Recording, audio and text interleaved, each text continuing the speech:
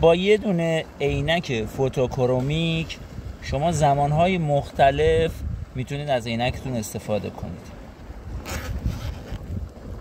وقتی که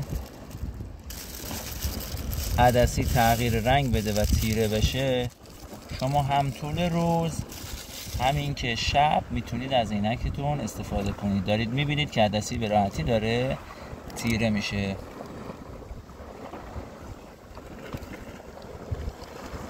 اوکلی رادار یکی از مدل های بسیار با کیفیت و عالی که حتی قابلیت طبی شدن رو هم داره و با این کلیدهای های طبی میشه عینک رو طبی کرد برای کسایی که چشمشون ضعیف هست.